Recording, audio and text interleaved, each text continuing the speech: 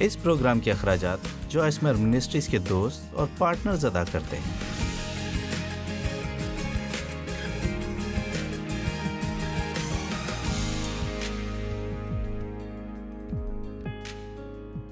غلطیوں کا خط اسی حقیقت کے بارے میں ہے کہ جب یسوع ہوا تو ہم پرانے عہد نامے کی شریعت سے آزاد ہو گئے۔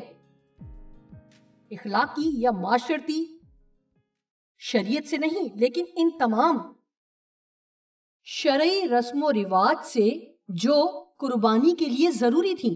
کل رات میں نے اس میں سے چند باتیں پڑھی اور ہم نے غور کیا کہ جب ایک شرع پسند شخص ایسی بات پڑھتا ہے جو کہ ہے تو سچائی، لیکن وہ اسے بھی شریعت میں بدلنے کی کوشش کرتا ہے، جیسے کہ 10 احکام ہیں، مجھے بتایا گیا ہے کہ شرع پسندوں نے آخر کار ان کو بھی 2200 قوانین میں بدل دیا جس پر لوگوں کو عمل کرنا تھا۔ ایسا ممکن نہیں کہ ہم اسے اپنی جسمانی عقل سے مکمل طور پر سمجھ سکیں کہ یسوع نے ہمارے لیے کیا کیا۔ جب وہ صلیب پر تھا اس نے کہا تمام ہوا، اور اس کا یہی مطلب تھا کہ پرانا نظام اب ختم ہو گیا ہے۔ اب ہمیں خدا کی خدمت شریعت کے مطابق نہیں کرنی، ہمیں خوف زدہ نہیں رہنا ہے۔ اگر ہم سے غلطی ہو جائے کہ خدا ہمیں اب سزا دے گا، مزید احساس جرم اور الزام کے تحت زندگی نہیں گزارنا ہے۔ یہ کچھ نیا ہو رہا تھا جسے فضل کے باعث رہائی کہتے ہیں، یعنی فضل سے نجات ملی ہے اور صرف فضل سے ملی ہے، نہ کہ شریعت پر عمل کرنے سے۔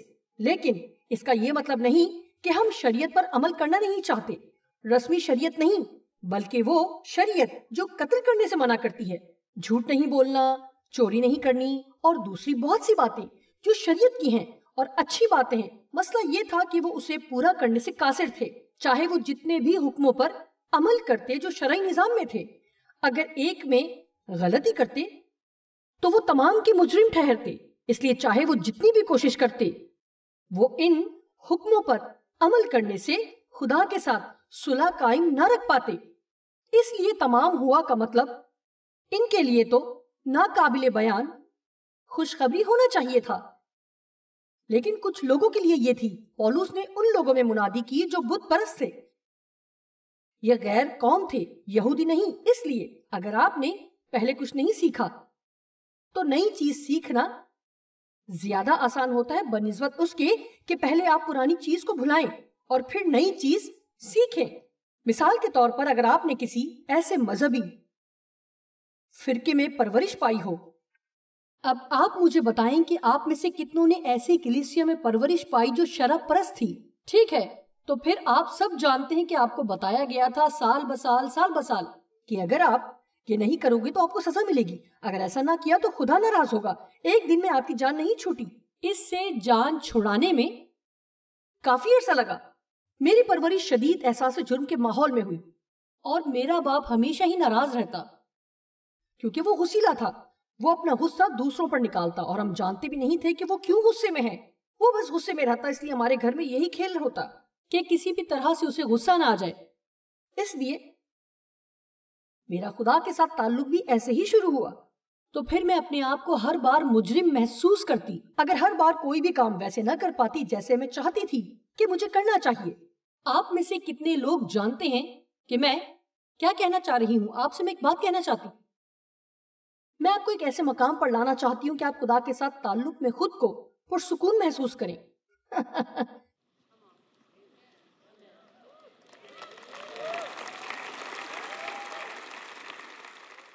مطلب یہ کہ جب آپ خدا کے ساتھ چل رہے ہوتے ہیں، لیکن شاید خواتین اس بات کو زیادہ بہتر سمجھ سکیں، جب ہم اپنا آرام دہ لباس پہن کر اپنے نرم گداز صوفے پر بیٹھتے ہیں تو ہم بے فکر اور پرسکون ہوتے ہیں۔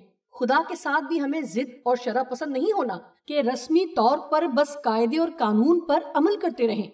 اگر ہم ان بہت سے قوانین پر نظر کریں جو ہم اپنے لیے بنا لیتے ہیں، مثلاً بائبل کو پڑھنے کا بھی قانون بنا لیتے ہیں، اپنی بائبل پڑھو، روز اپنی بائبل پڑھو، روز اپنی بائبل پڑھو۔ سنیے، میرا خیال ہے کہ روزانہ کلام کا مطالعہ کرنا زیادہ بہتر ہے۔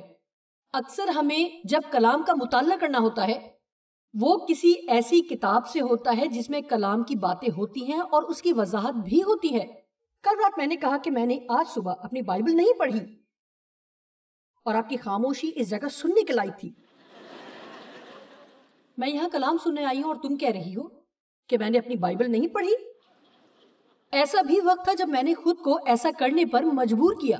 اگرچہ میرا دل نہیں چاہتا تھا کہ اسے پڑھوں، لیکن میں خود کو مجبور کرتی کہ ایسا کروں. اور اگر میں ایسا نہ کرتی تو میں سارا دن مجرم محسوس کرتی کہ میں نے یہ نہیں کیا. لیکن اب میں ایک کتاب پڑھ رہی ہوں اور اس سے لطف اٹھا رہی ہوں کہ خدا کی آواز کیسے سنیں. اور مجھے محسوس ہوا کہ پاک روح کل صبح اس کا مطالعہ کرنے کے لیے مجھے ابھار رہا تھا کہ وقت نکال کر اس کا مطالعہ کروں. ہاں، اس کے بعد میں نے دن کے باقی حصے میں بائبل کا مطالعہ بھی کیا، جس تعلق سے میں کل رات جو کام کر رہی تھی. آپ کا رد عمل دلچسپ تھا جب میں نے کہا کہ آج صبح میں نے بائبل نہیں پڑھی. ہم ایسی چیزوں میں پھنس جاتے ہیں جن کی ضرورت نہیں ہے.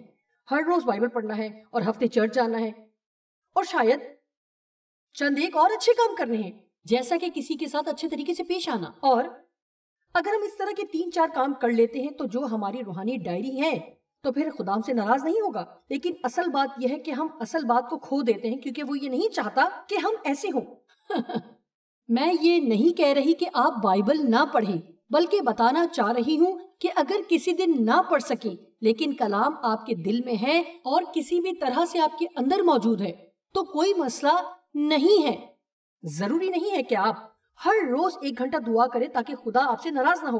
لوگ اس بات کا غلط مطلب لیتے ہیں کہ تم 1 گھنٹہ بھی نہ جاگ سکے. ایک وقت تھا کہ پوری دنیا میں ایک بڑی تحریک چلی کہ ہر شخص روزانہ 1 گھنٹہ دعا کرے. اور اگر کوئی میری طرح ہوتا جس کے پاس ہر روز 1 گھنٹہ نہ ہو کہ وہ کوئی کام کی بات کر سکے یا صرف اور صرف رسمی دعا کرے اور خود سے بیزار ہو، بے مقصد گھومے اور پھر دھیان رکھے کہ کیا گھنٹہ پورا ہو گیا ہے. کیونکہ سنیں، کیا سمجھ رہے ہیں کہ میں کیا کہہ رہی ہوں؟ مجھے یاد ہے کہ ایک دفعہ ایک شفایتی عورت ہمارے چرچ میں آئی. وہ بتا رہی تھی کہ کس طرح وہ روزانہ صبح کے وقت 4 گھنٹے دعا کرتی ہے.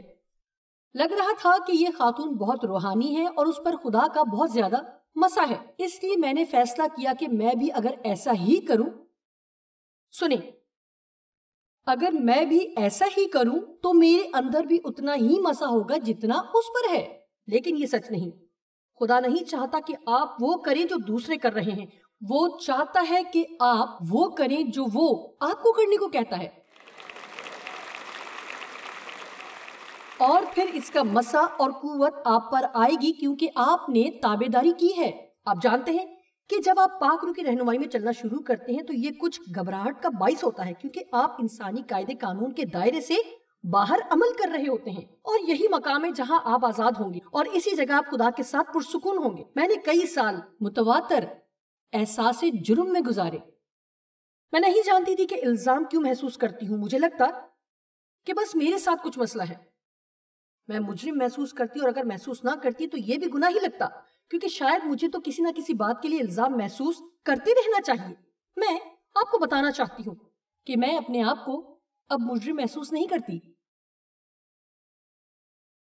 یہ کل صبح بائبل نہ پڑھنے سے بڑی بات تھی، ٹھیک ہے؟ کیا آپ کبھی الزام محسوس نہیں کرتی؟ نہیں، بالکل نہیں. جانتے ہیں کیوں؟ کیونکہ خدا نے مجھے سکھایا ہے. لیکن مجھے سیکھنے میں بہت عرصہ لگا. لیکن خدا نے سکھایا ہے کہ یہ وقت کا ضیاع ہے. الزام کے ان احساسات کا مطلب ہے کہ ہم وہ قیمت ادا کرنے کی کوشش کر رہے ہیں جو یسوع نے پہلے ہی ادا کر دی ہے. جب آپ گناہ کرتے ہیں تو خدا آپ کو قائل کرتا ہے کہ آپ تسلیم کریں. آپ بہانے نہیں تراشتے بلکہ توبہ کرتے ہیں. مطلب یہ کہ آپ نہ صرف شرمندہ ہیں بلکہ آپ اس کو ترک کرتے ہیں کہ دوبارہ نہ کریں. تو آپ یہ جان لیتے ہیں کہ آپ خود کامیاب نہیں ہو سکتے. یہ خدا سے کبھی وعدہ نہ کریں کہ آپ یہ دوبارہ نہیں کریں گے. میں وعدہ کرتی ہوں اگر بس اس مرتبہ مجھے معاف کر دے میں دوبارہ نہیں کروں گی. نہیں، آپ کریں گے. صرف ایک ہی وجہ ہے کہ آپ یہ سب دوبارہ نہ کریں. اگر آپ کہیں کہ مجھ سے یہ دوبارہ ہوگا اگر تو میری مدد نہ کرے کیونکہ میں خود سے نہیں کر سکتی ہوں، مجھے تیری مدد کی ضرورت ہے. آمین. پولس بہت فکر مند تھا، اس لیے وہ غیر قوموں کے مسیحیوں کو سکھانے کی کوشش کر رہا تھا کہ انہیں نجات ایمان سے ملی ہے، نہ کہ شریعت کے اعمال سے. انہیں ایمان کے وسیلہ فضل سے نجات ملی ہے. جو کچھ ہمیں خدا سے ملتا ہے وہ سب کچھ اس کے فضل اور ایمان کے وسیلے سے ملتا ہے۔ یہ تمام اچھی چیزیں آپ کے لیے دستیاب ہیں، لیکن اگر آپ خدا پر بھروسہ نہیں کرتے تو آپ کو یہ نہیں ملیں گی۔ اب ہمیں ضرورت نہیں کہ یسوع دوبارہ وہ کام کرے جو اس نے پہلے ہی کر دیا ہے۔ اب ہمیں یقین کرنے کی ضرورت ہے جو پہلے سے ہو چکا ہے۔ اسے پاک روح کی رہنمائی میں اپنے لیے قبول کرنا سیکھیں اور خدا کی تابعداری میں زندگی گزاریں۔ اگرچہ ہم شریعت کے ماتحت نہیں تو بھی اس کا یہ مطلب نہیں کہ ہمیں خدا کی تابعداری نہیں کرنا ہے، لیکن اس نے ہمیں تابعدار دل دیا ہے، نہ کہ بیزار دل۔ میں آپ کے سامنے ایک کہانی پڑھنا چاہوں گی اور کوشش کروں گی کہ جلدی مل جائے۔ اگر یہ مجھے نہیں ملتی تب تک آپ انتظار کریں۔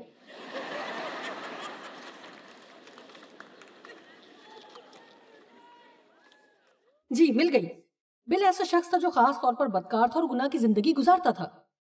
بل کے دوست نے کہا کہ مجھے تمہارے لیے افسوس ہے کہ تم یہ تمام پر لطف چیزیں چھوڑ کر ایک مسیحی بن گئے ہو۔ بل نے جواب دیا، اوہ میں جب چاہوں شراب پی سکتا ہوں، جب چاہوں کوئی بھی فلم دیکھ سکتا ہوں، چاہوں تو جوا بھی کھیل لوں، لوگوں کے ساتھ جیسا چاہوں سلوک کروں۔ اس کے دوست نے حیران ہو کر اس سے پوچھا کہ تم مسیحی ہو کر یہ سب کیسے کر سکتے ہو؟ بل نے جواب دیا، اوہ تم نہیں سمجھو گے، میں یہ کام اب نہیں کرتا کیونکہ میں کرنا نہیں چاہتا، خدا نے مجھے کچھ نیا کرنے کو دیا ہے۔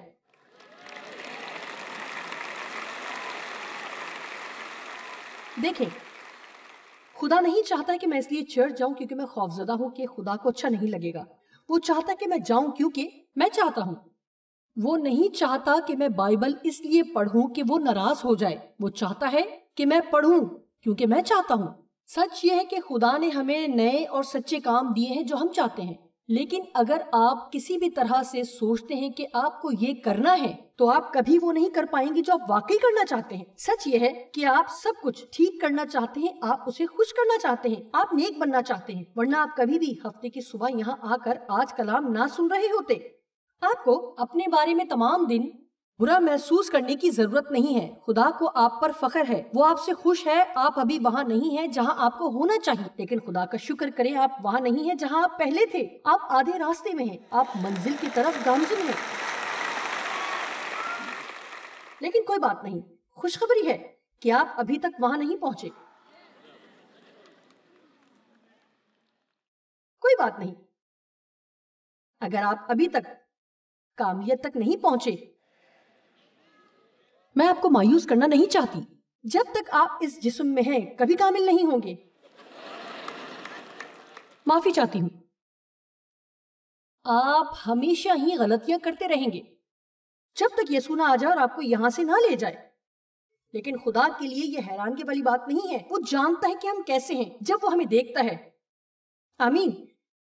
وہ صرف یہ چاہتا ہے کہ آپ کاملیت کی طرف بڑھتے جائیں۔ وہ ہم سے صرف یہی چاہتا ہے، صرف اس بات سے غرض رکھتا ہے کہ آپ صرف اور صرف خدا کے بارے میں سوچیں، کیونکہ آپ کو فکر ہے، اس لیے آپ کرتے ہیں، ورنہ آپ یہاں نہ ہوتے۔ وہ خوش ہے، میں خدا کو کیسے خوش کروں؟ یہ وہ کام ہے جو خدا آپ سے چاہتا ہے کہ آپ اس کے بھیجے ہوئے پر یقین کریں۔ اب ہم غلطیوں 4 باب کی طرف لوٹیں گے کچھ دیر کے لیے۔ غلطیوں 4 باب کی 21 سے 31 آیت تک۔ مجھ سے کہو تو تم جو شریعت کے ماتحت ہونا چاہتے ہو کیا شریعت کی بات کو نہیں سنتے؟ یہ لکھا ہے کہ ابراہیم کے 2 بیٹے تھے، ایک لونڈی سے دوسرا آزاد سے، مگر لونڈی کا بیٹا جسمانی طور پر اور آزاد کا بیٹا وعدے کے سبب سے پیدا ہوا۔ ان باتوں میں تمثیل پائی جاتی ہے، اس لیے کہ یہ 2 عورتیں گویا 2 عہد ہیں، یہ نئے اور پرانے عہد کو ظاہر کرتی ہیں۔ ہاجرہ عرب کا کوہ سینا ہے اور موجودہ یروشلم اس کا جواب ہے، کیونکہ وہ اپنے لڑکوں سمیت غلامی میں ہے، مگر عالم بالا کی یروشلم آزاد ہے اور وہی ہماری ماں ہے۔ میں یہاں رکوں گی اور آپ کو باقی کہانی بیان کرتی ہوں۔ ابراہیم ایسا شخص تھا جسے خدا نے ڈھونڈا۔ اس نے محسوس کیا کہ وہ اس کے ساتھ عہد کر سکتا ہے۔ اس نے اسے بلایا کہ وہ سب کچھ چھوڑ کر جن کو وہ جانتا تھا اس کے پیچھے اس جگہ آئے جو خدا نے اسے بتائی بھی نہیں تھی کہ کہاں جانا ہے۔ اس کا خاندان بت پرست تھا، اس لیے خدا کو اس کے خاندان سے نکالنا پڑا تاکہ وہ ان کے اثر سے نکل کر وہ کر سکے جو خدا چاہتا ہے۔ سنیں، کچھ لوگوں کے لیے ایسی چیزیں ہیں جو خدا آپ کے لیے اور آپ کے وسیلہ کرنا چاہتا ہے جو آپ کی سوچ سے بھی زیادہ بڑھ کر ہے. آپ کے لیے شاندار منصوبہ رکھتا ہے تاکہ آپ وہ کام کر سکیں. اور ہو سکتا ہے کہ شاید وہ آپ کو کسی دوسری چیز سے علیحدہ کرنا چاہتا ہو.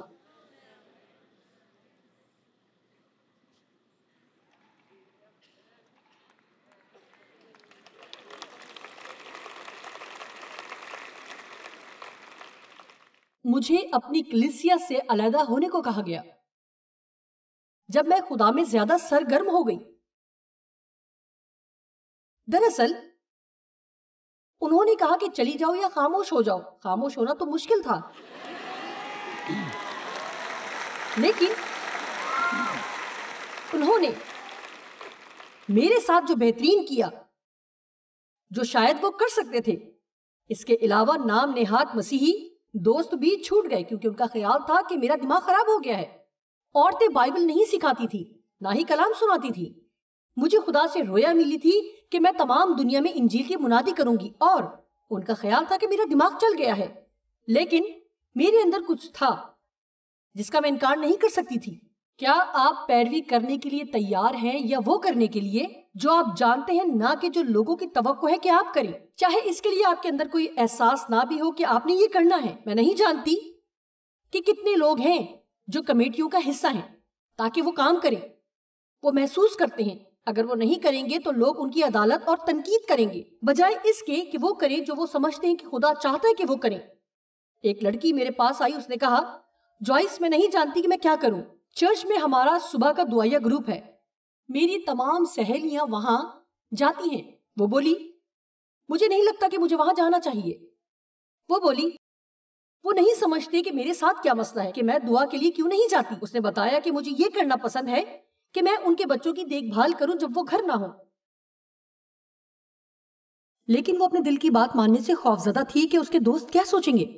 اگر ہم سب پاک روح کی رہنمائی میں چلیں تو خدا سب کے لیے سب کچھ کر دے گا. ذرا سوچیں ان خواتین کے لیے یہ کتنی بابرکت بات ہوگی جن کو فکر نہیں ہوگی کہ ان کے بچوں کا کیا ہوگا. وہ ان بچوں کی دیکھ بھال کر کے خدا کی خدمت کرے گی جبکہ وہ جا کر دعا کریں گے. وہ آپ کو ایک کام کی خواہش دیتا ہے، آپ کو کچھ اور آپ کو کچھ اور کرنے کی خواہش دیتا ہے. اور اگر ہم سب اس خواہش کو پورا کریں، جسم کی خواہش نہیں بلکہ اپنے دل کی خواہش، تو ہم نہایت ہی خوش اور آسودہ ہوں گے. لیکن بہت سے لوگ ایسا کرنے سے ڈرتے ہیں، بلکہ وہ انسانی قاعدے قانون اور رسموں کے تحت کام کرتے ہیں بجائے اس کے کہ پاک روح کی رہنمائی میں چلیں. آپ کے خیال میں اس چرچ کو اور سب چیزوں کو چھوڑ دینا آسان تھا جن سے میں واقف تھی؟ میں یہ کیوں کہتی کہ انہوں نے میری حمایت کی؟ کیونکہ انہوں نے مجھے خدا کی طرف دھکیلا. وہی میرے پاس سب کچھ تھا اور پھر ہم نے ایک دوسرے کو واقعی جان لیا. سنیں، کیا آپ میں سے کوئی کسی چیز کو تھامے ہوئے ہے جو خدا نے آپ کو کہی ہے؟ لوگوں کے بارے میں جن سے ابھی تک آپ کا میل جول ہے اور خدا نے آپ کو منع کیا ہے کہ وہ آپ پر برا اثر رکھتے ہیں؟ یا ایسے چرچ میں ہر ہفتے مسلسل جاتے ہیں اور آپ کچھ نہیں سیکھ رہے؟ کیا یہ بے وقوفی نہیں ہے؟ آپ ایسی جگہ کیوں نہیں جاتے جہاں آپ کچھ سیکھ سکیں؟ میں چرچ جانے کے حق میں ہوں، لیکن آپ کو سیکھنا چاہیے تاکہ آپ بڑھ سکیں. آپ کے ساتھ کچھ ہونا چاہیے، ان کو آپ کو تیار کرنا چاہیے تاکہ خدا کے لیے استعمال ہو.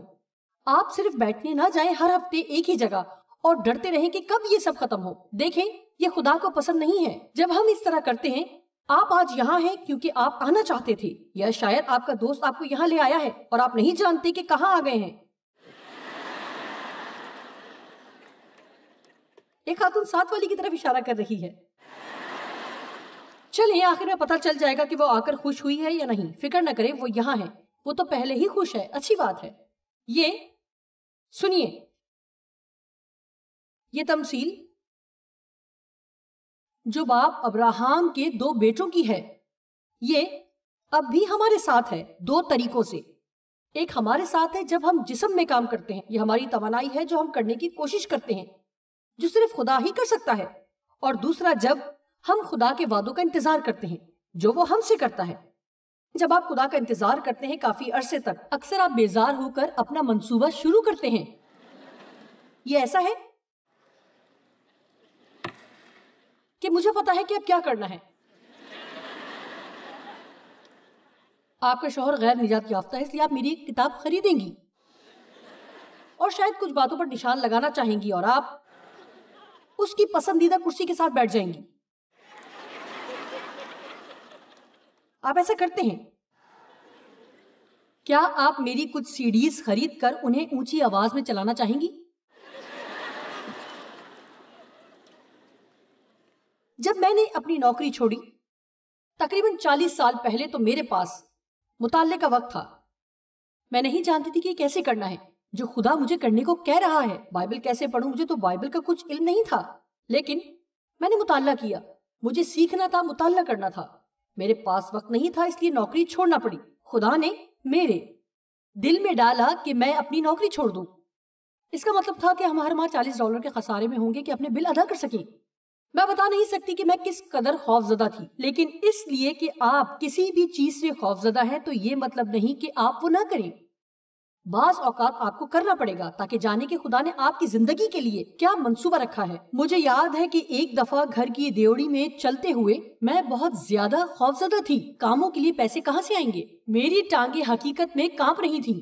خدا نے کہا تم یہ کام 2 طریقوں سے کر سکتی ہو، یا تو تم پریشان رہو، ہر روز ہر وقت خود کو بیمار کر لو اور اپنا برا حال کر لو، یا پھر مجھ پر ہر دن معجزے کے لیے بھروسہ رکھو۔ تو کیا فیصلہ کیا؟ میں نے کہا میں بھروسہ رکھوں گی۔ میرے پاس وقت نہیں کہ وہ سب تفصیلات بتانا شروع کروں جو خدا نے میرے لیے ان دنوں کی، جو مجھے اس کے نہایت قریب لے آئیں۔ اس لیے میں جانتی ہوں اگر آپ وہ کر رہے ہیں جو خدا نے آپ کو کرنے کو کہا ہے تو وہ آپ کا خیال رکھے گا، وہ آپ کے بل ادا کرے گا اور پھر سب ٹھیک ہونا شروع ہو جائے گا۔ آمین۔ اس لیے خدا نے ابراہیم کو کہا کہ اس کے اپنا بیٹا ہوگا، اور یہی وہ چاہتا تھا، اپنا بیٹا۔ لیکن ایک مسئلہ تھا، وہ 100 سال کا تھا اور سارا 90 برس کی۔ جب خدا نے ابراہیم سے عہد کیا تو خدا نے اپنا کام کر دیا، لیکن ابراہیم سے کہا کہ وہ تمام نر بچوں کا ختنہ کرے جب وہ 8 دن کے ہوں۔ سنیے، ختنہ دراصل جسم کو کاٹنا ہے، وہ حصہ کاٹنا جس کی ضرورت نہیں ہے، جو اکثر غیر صحت مند بھی ہو سکتا ہے۔ آج بھی ایسا کیا جاتا ہے کیونکہ یہ صحت مند ہے تمام نر بچوں کے لیے، لیکن یہ ایک نشان تھا کہ وہ خدا کے ساتھ عہد میں ہیں۔ پھر یہی سب کچھ ہو گیا اور بہت زیادہ۔ پولس اسی تناظر میں سکھاتا ہے کہ مسیح آ چکا ہے، اب ختنہ کی کوئی حیثیت نہیں ہے، اب اس کی ضرورت نہیں رہی۔ لیکن یہودی مسلسل پیچھے مڑتے اور بتاتے کہ یہ ٹھیک ہے کہ آپ نے ایمان سے مسیح کو حاصل کیا، لیکن اس کے باوجود ختنہ کرنا ضروری ہے۔ ابلیس چاہتا ہے کہ آپ ایسا سوچیں کہ یسوع کافی نہیں ہے، اس لیے ہمیں کچھ زیادہ کرنے کی ضرورت ہے۔ میں بتانا چاہوں گی کہ یہ یسوع اور ہمارے جسم کے کام نہیں ہے، بلکہ صرف یسوع اور بس۔ اور وہ کام جو ہم کرتے ہیں ہمیں اس لیے کرنا چاہیے کیونکہ ہم خدا سے پیار کرتے ہیں، نہ کہ اس لیے کہ خدا ہم سے پیار کرنا شروع کرے۔ آمین۔ امید ہے کہ آپ یہاں اس لیے آئے ہیں کیونکہ آپ یسوع سے پیار کرتے ہیں اور آپ اس کے تعلق سے ہر بات کو سیکھنا چاہتے ہیں، آپ بڑھنا چاہتے ہیں اور آپ چاہتے ہیں کہ بہترین شخص ہوں جو آپ کر سکتے ہیں۔ امید ہے کہ آپ اس لیے نہیں آئے کہ آپ نے محسوس کیا کہ لازمی جانا ہے، یا آپ اتوار چرچ اس لیے نہیں جاتے کیونکہ آپ مجبوری محسوس کرتے ہیں، یا آپ بائبل اس لیے نہیں پڑھتے کہ آپ کو مجبوراً اسے پڑھنا ہے۔ لیکن سچ یہ ہے کہ آپ کو یہ سب کچھ کرنا نہیں پڑتا، بلکہ آپ اپنی خوشی سے یہ سب کرتے ہیں۔ آمین۔